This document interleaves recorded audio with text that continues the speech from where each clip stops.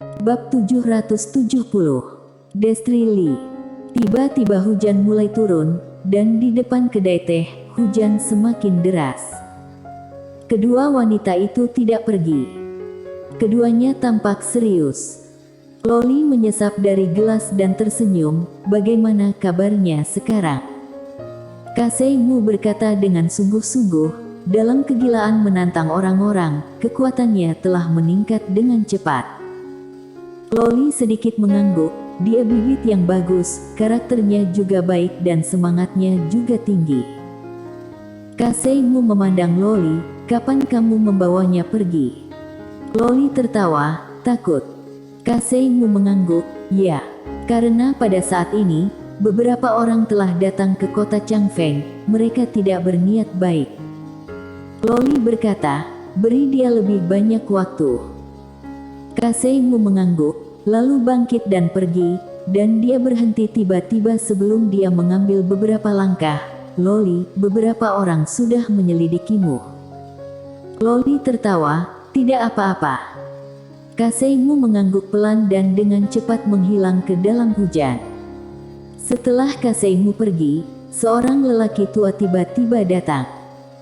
Orang tua itu sedang duduk di depan Loli dan hendak berbicara ketika Loli tiba-tiba melambaikan tangan kanannya. Bang! Orang tua itu langsung terguncang beberapa ratus meter jauhnya. Loli melirik lelaki tua yang wajahnya berubah drastis di kejauhan. "Apakah kamu diizinkan untuk duduk?" Pria tua itu menatap Loli, "Yang mulia, target kami adalah Mileye itu." Loli menggelengkan kepalanya, "Aku tidak mengerti, mengapa kalian terus datang untuk mengganggunya.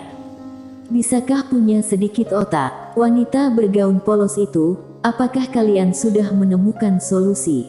Atau kalian sudah menyelidiki asal-usulnya? Biarpun menjadi orang jahat, juga harus punya otak, oke?" Wajah lelaki tua itu sedikit jelek, "Yang mulia." Loli tiba-tiba berkata, "Pergi." Pria tua itu menatap Loli, "Yang mulia akan menyesalinya." Setelah mengatakan itu, dia berbalik dan pergi.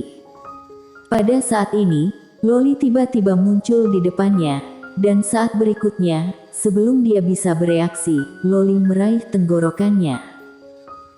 Orang tua itu ngeri, dia tidak menyangka bahwa dia tidak akan memiliki kekuatan untuk melawan. Pria tua itu hendak berbicara ketika Loli tiba-tiba mencengkeram tangannya. Bang! Seluruh tubuh lelaki tua itu berubah menjadi ketiadaan. Loli berjalan perlahan kembali ke kedai, dia mengambil gelas di atas meja dan meminumnya, tidak memiliki kekuatan, maka belagu, bodoh. Medan perang yang berbeda. Pada saat ini, Mileye terbaring di tanah, dan seluruh tubuhnya dipenuhi dengan semua jenis luka. Pada pandangan pertama, itu benar-benar mengerikan. Selama periode ini, dia menantang gila-gilaan setiap hari. Bertarung sepanjang waktu. Dan di medan perang yang berbeda ini, 80% orang telah ditantang olehnya. Menang lebih banyak dan kalah lebih sedikit. Kalah. Dia suka kalah sekarang, karena setiap kali dia kalah, dia mendapat dorongan besar. Selama ini, dia telah mendapatkan banyak hasil. Mileye menutup matanya sedikit, menyerap penyembuhan dari kristal berbeda. Selama periode waktu ini, karena berbagai tantangan, dia telah memperoleh ratusan kristal berbeda. Dia kaya raya untuk di tempat ini. Selama masa penyembuhan, Mileye mulai mengingat kompetisi sebelumnya. Selama periode waktu ini, dia telah memahami kebenaran lain. Ketika dia berpikir bahwa dia sudah mencapai batas, sebenarnya dia masih bisa melakukan yang lebih baik. Tidak ada batasan nyata. Di samping Mileye, Kasei Zhang juga sedang menyembuhkan diri. Karena dia terpengaruh oleh Mileye selama ini, dia juga menantang seperti orang gila. Tentu saja, tidak segila Mileye. Mileye adalah seorang maniak pertempuran, dia akan menantang setiap hari kapanpun dia punya waktu. Sekarang banyak orang di tempat ini sudah takut padanya. Karena Mileye sangat gila. Jika Mileye dikalahkan oleh seseorang, orang berikutnya akan sengsara. Karena Mileye akan gila-gilaan menantangnya, sampai dia menang. Sekarang, Mileye memiliki nama panggilan di medan perang yang berbeda ini, si gila dan maniak bertarung. Sekitar 1 jam kemudian, Mileye tiba-tiba duduk. Pada saat ini, lukanya hampir sembuh. Mileye melirik Kase Zhang tidak jauh. Kase Zhang masih penyembuhan. Dia tidak mengganggu Kase Zhang. Dia berbalik dan pergi. Segera, Mileye datang ke panggung kompetisi. Dia mengeluarkan semua kristalnya yang berbeda kepada lelaki tua itu, bertarung dengan yang terkuat.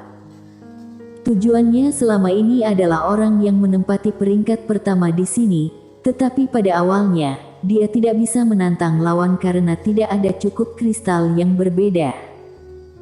Untuk menantang orang itu sekali, dia harus memiliki setidaknya 300 kristal berbeda. Pria tua itu melirik Mileye, apakah kamu yakin? Mileye mengangguk. Orang tua itu ragu-ragu sejenak, lalu berkata, kamu mungkin tidak bisa mengalahkan pihak lain sekarang. Mileye tersenyum, tidak apa-apa. Pria tua itu mengangguk, oke. Setelah dia selesai berbicara, dia melambaikan tangan kanannya, dan cahaya biru terbang keluar. Setelah beberapa saat, lelaki tua itu berkata dengan sungguh-sungguh, kamu mungkin harus menunggu. Mileye tersenyum, oke. Setelah berbicara, dia melangkah ke samping dan menutup matanya untuk beristirahat. Pria tua itu melirik Mileye dan terdiam.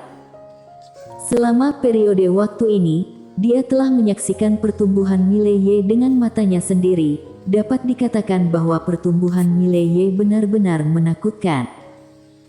Yang paling penting adalah kekuatan dan kekejaman di tubuh Mileye tidak bisa dibandingkan dengan orang biasa. Sekitar setengah jam kemudian, seorang wanita tiba-tiba muncul di panggung kontes. Wanita itu berusia 20-an, mengenakan gaun putih panjang, bersih, seperti peri di salju. Di tangannya, dia memegang pisau panjang 3 kaki bersarung dengan tato lotus salju di sarungnya, dan beberapa kepingan salju berkibar di gagang pisau. Rambutnya yang diikat menjadi kuncir kuda mencapai pinggulnya. Di dahinya, 2 helai poni melayang lembut, dan ekspresinya dingin, seperti sepotong es. Destri Li. Di bawah, seruan terdengar. Destri Li.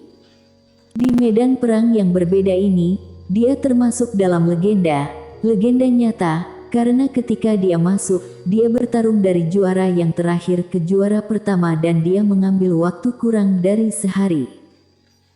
Tidak hanya itu, pada saat itu, juara kedua hanya dikalahkan olehnya dengan 1 pisau. Hanya 1 pisau. Oleh karena itu, di medan perang yang berbeda ini, dia juga disebut Destri si Pisau 1. Karena sejauh ini, tidak ada yang bisa membiarkannya menggunakan pisau kedua. Lawannya saat ini adalah monster besar di pegunungan yang dalam, monster besar yang kuat. Dia sudah lama tidak tampil di panggung turnamen. Dan sekarang, orang gila pertempuran Mileye mencarinya, bakal ada pertunjukan yang bagus untuk ditonton. Di bawah, semakin banyak orang berkumpul. Destri Li menatap Mileye dengan ekspresi dingin, tembak. Memulai. Keyakinan yang kuat. Mileye membuka telapak tangannya, pisau besar muncul di tangannya, dan detik berikutnya, dia menyerang langsung ke arah Destri Li. Destri Li menatap Mileye tanpa gelombang sedikit pun di matanya. Segera, Mileye mendekati Destri Li, dan pada saat ini, Destri Li tiba-tiba menghunus pisaunya. Pisau itu menyambar seperti guntur, dan itu cepat berlalu. Jelek. Di lapangan, suara pemotongan terdengar. Destri Li berbalik untuk pergi. Kalah. Di lapangan, Semua orang memandang Mileye, dan pada saat ini, ada bekas pisau di antara alis Mileye. Kalah. Di lapangan, semua orang menggelengkan kepala dan menghela nafas. Tetap saja tidak ada yang bisa membuat Destri Li mengeluarkan pisau kedua. Bahkan orang gila ini. Tetapi pada saat ini, Destri Li, yang tidak jauh, tiba-tiba berhenti, dan dia menyentuh tenggorokannya, di mana sebuah lubang kecil tiba-tiba terbuka, dan darah perlahan mengalir. Melihat adegan ini, semua orang di lapangan tercengang. Terbalik. Pada saat ini, semua orang di lapangan tiba-tiba mengerti bahwa mereka berdua menahan kekuatan. Kalau tidak, dalam pertarungan tadi, keduanya akan mati. Destri Li menoleh dan menatap Mileye, kultivator pedang. Mileye mengangguk. Destri Li berjalan tidak jauh di depan Mileye, melanjutkan. Saatnya untuk pisau kedua. Mileye menunduk, siapa yang punya pedang, pinjam. Menghadapi Destri Li ini, dia tidak bisa lagi menggunakan pedang tersembunyi, karena jurus ini hanya bisa digunakan sekali. Dan dia tidak bisa menggunakan pedang kayu. Dengan orang yang memiliki kekuatan yang sama, kalau dia menggunakan pedang kayu untuk bertarung dengan pisau asli lawan, dia akan mati tanpa jasad. Hanya ketika kekuatan ditekan, baru semuanya bisa menjadi pedang, karena bahkan jika aku tidak menggunakan pedang, kamu tidak bisa mengalahkanku. Di depannya, kekuatan wanita ini tidak hanya tidak lebih rendah darinya, tetapi bahkan lebih tinggi darinya. Pada saat ini, seorang pria di bawah tiba-tiba berkata, "Pinjamkan untukmu." Ketika suara itu terdengar, dengan lemparan tangan kanannya, sebilah pedang besi mendarat dengan kokoh di depan Mileye. Mileye mengambil pedang, lalu menatap Destri Li di depannya, mulai. Ketika suara itu terdengar, dia tiba-tiba menusuk ke depan. Tusukan ini sangat cepat sehingga tidak terlihat oleh mata telanjang. Di depan Mileye, Destri Li tiba-tiba menghunus pisaunya. Jelek. Suara robekan tajam tiba-tiba bergema dari lapangan, kemudian Mileye langsung mundur puluhan meter jauhnya. Dan Destri Li itu tidak mundur. Tetapi pada saat ini, Mileye tiba-tiba muncul di depan Destri Li, pedang lain. Destri Li tidak menghindar, dia memegang sarung pisau di tangan kirinya dan memutarnya sedikit, dia menghunus pisau di tangan kanannya dan menebas. Lawan pedang Mileye. Ilmu golok, buka dan tutup, mementingkan keganasan dan mendominasi. Semakin kuat semakin baik. Pada saat ini, pedang panjang Mileye tiba-tiba dibelokkan dan menusuk tepat di sudut bilah pisau besar. Pada saat ini, sebagian besar kekuatan pisau telah hilang. Bang! Pada saat ini, mereka berdua mundur pada saat yang sama. Namun dalam sekejap, keduanya tiba-tiba menghilang. Bang! Dalam panggung kompetisi, cahaya pedang Tao dan cahaya pisau tak henti-hentinya muncul menyilaukan mata. Di lapangan, banyak orang menjadi bersemangat. Duel Master. Dan itu adalah pertarungan antara kultivator pedang dan kultivator pisau. Yang terpenting keduanya membandingkan murni hanya tahu pedang dan ilmu golok, jadi ini lebih seru dan lebih menarik. Dalam panggung kompetisi, mereka berdua bertarung bolak-balik, dan mereka berimbang.